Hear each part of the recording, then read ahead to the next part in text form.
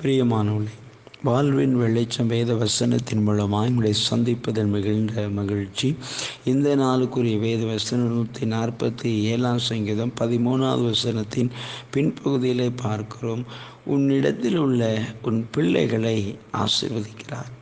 உன் பிள்ளைகளை ஆசீர்வதிக்கிறார். இந்த நாளிலும் ஆண்டவர் சொல்லுவார், உன் பிள்ளைகளை ஆசீர்வதிக்கிறார் என்று சொல்லி.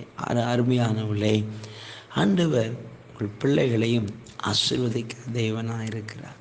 இன்னைக்கு அநேக குடும்பங்களில் பாருங்கள், பிள்ளைகள் நிமித்தம் பெற்றோருக்கு ஒரு மன வேதனையாக இருக்கலாம், ஒரு மன மடிவாக இருக்கலாம். ஆனால் வேத வசனம் சொல்லுகிறது, உன் பிள்ளைகளை அவர் ஆசீர்வதிக்கிறார். இன்றைக்கும் பிள்ளைகளை குறித்த கவலைகள், பாரங்கள், பிள்ளைகளுடைய எதிர்காலத்தை குறித்த ஒரு கலக்கங்கள் அநேக பெற்றோருக்கு ஆட்கொண்டிருக்கலாம். பிரியமானவர்களே, இந்த வேத வசனத்தை பிடித்து செபிங்க. நிச்சயம் ஆண்டவர் உங்கள் பிள்ளைகளை ஆசீர்வதிப்பார். ஒரு ஆசீர்வதிக்கிற தேவன். உங்களுடைய படிப்பு காரியங்களாக இருக்கலாம், பிள்ளைகளுக்கு வேண்டிய ஞானத்தை கொடுத்து அவர் பயன்படுத்துகிற தேவனாக இருக்கிறார். திருமண காரியமாக இருக்கலாம், வேலையாக இருக்கலாம், இன்னும் பல நன்மைகளாக கூட இருக்கலாம். ஆண்டவர் உங்களை பிள்ளைகளை ஆசீர்வதிக்கிற தேவனாக இருக்கிறார். அவர் ஆசீர்வதிப்பார். உங்கள் பிள்ளைகளுக்கு வேண்டிய கல்வி ஞானத்தை கொடுத்து பயன்படுத்துவார்.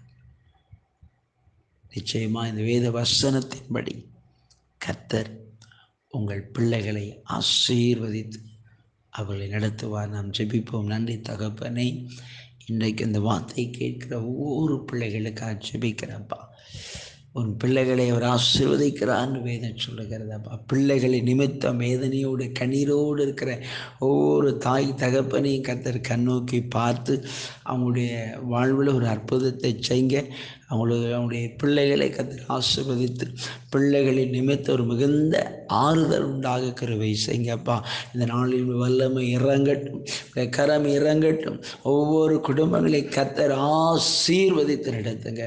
அன்புக்காக நாங்கள் துடிக்கிறோம். மீட்பு நல்ல பிதாவே, ஆமென், ஆமென்.